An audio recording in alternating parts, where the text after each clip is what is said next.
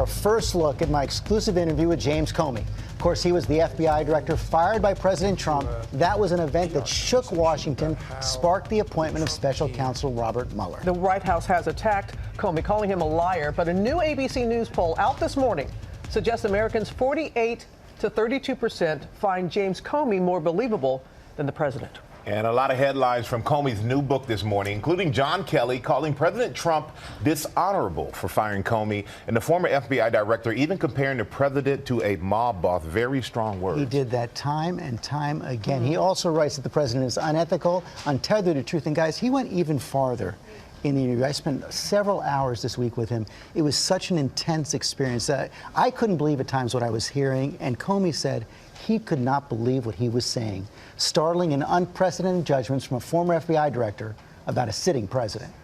January 6, 2017, Trump Tower. FBI Director James Comey set to meet President-elect Donald Trump for the first time. As you headed into Trump Tower that day, were you nervous? Yes. Comey was with a group of intelligence agency heads, briefing Trump and his top aides on how the Russians interfered in our election. President-elect Trump's first question was to confirm that it had no impact on the election. And then the conversation, to my surprise, moved into a PR conversation about how the Trump team would position this and what they could say about this. They actually started talking about drafting a press release with us still sitting there. And the reason that was so striking to me is that that's just not done. That the intelligence community does intelligence, the White House does PR and spin. You also said you were struck by what they didn't ask. Very much. No one, to my recollection, asked, so what's coming next from the Russians? How might we stop it? What's the future look like? It was all, what can we say about what they did and how it affects the election that we just had? Comey then asked to meet alone with Trump, to warn him about that now infamous Steele dossier, unverified information on Trump's ties to Russia, including allegations of Trump's encounters with prostitutes in Moscow. Well, I'm about to meet with a person who doesn't know me.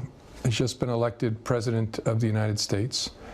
By all accounts, and from my watching him during the campaign, could be volatile. And I'm about to talk to him about allegations that he was involved with prostitutes in Moscow and that the Russians taped it and have leverage over him. Was there any choice there? Why, if this was salacious and this particular part of the dossier unverified, still unverified, by the way? Yes. So far as when I got fired, it was unverified. Did you tell him that the Steele dossier had been financed by his political opponents? No. I didn't even think I used the term Steele dossier. I just talked about additional material. But did he have a right to know that? That had been financed by his political opponents? I don't know the answer to that.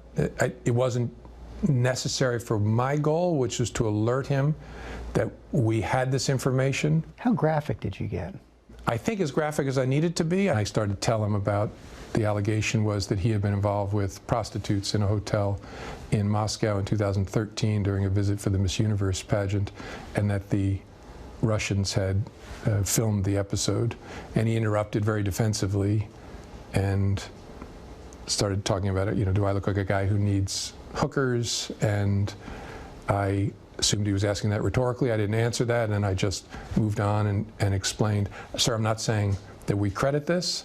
I'm not saying we believe it. We just thought it very important that you know. Did you tell him you thought it wasn't true, or you didn't know if it was true or not? I never said I don't believe it, because I couldn't say one way or another. How weird was that briefing? Really weird. It was almost an out-of-body experience for me. I was floating above myself, looking down, saying, you're sitting here briefing the incoming President of the United States about prostitutes in Moscow. January 27th, at a private dinner in the White House, President Trump raises the issue again. Says he may want me to investigate it to prove that it didn't happen. And then he says something that distracted me, because he said, you know, if there's even a 1% chance my wife thinks that's true, that's terrible. And I remember thinking, how could your wife think there's a 1% chance you were with prostitutes peeing on each other in Moscow? I'm a flawed human being, but there's literally zero chance that my wife would think that was true. So what kind of marriage to what kind of man does your wife think there's only a 99% chance you didn't do that? And I said to him, sir, when he started talking about it, I may order you to investigate that, I said, sir, that's up to you, but you'd want to be careful about that because it might create a narrative that we're investigating you personally. And second, it's very difficult to prove something didn't happen. Did you believe his denial? Honestly, never thought these words would come out of my mouth, but I don't know whether the current president of the United States was with prostitutes peeing on each other in Moscow in 2013. It's possible, but I don't know. I got to say, that took my breath away. Oh, I would imagine so. And the president came back to it. He said again and again and again. He said that again Yeah. and again and again. As you were saying before we went to that piece, that he went further. Comey went further than you were even expecting, even more so than what he talked about in the book. Yeah, when you push him on his judgments about the president, when you push him on his actions, he's both reflective, doesn't give some ground on some things, but he is just not holding back on President Trump in any way, shape, or form. And he talks about how it was an out-of-body experience for him to sit with the president. It must have been an out-of-body experience for you to sit with him. I tell you, thank you for saying that, because we were there, as I said, for several hours on Monday, and there were probably about 15 or 20 of us in the room, and collectively, you know, I had prepared well for this. I thought I knew this story. Collectively, we weren't really ready for everything that he was getting ready to say. You know, I've known you for a long time, and you come back from interviews all the time. And I don't think I've ever seen you, the reaction that you had coming back from this interview. Yeah, it really did stun me. Hi, everyone. George Stephanopoulos here. Thanks for checking out the ABC News YouTube channel. If you'd like to get more videos, show highlights, and watch live event coverage, click on the right over here to subscribe to our channel. And don't forget to download the ABC News app for breaking news alerts. Thanks for watching.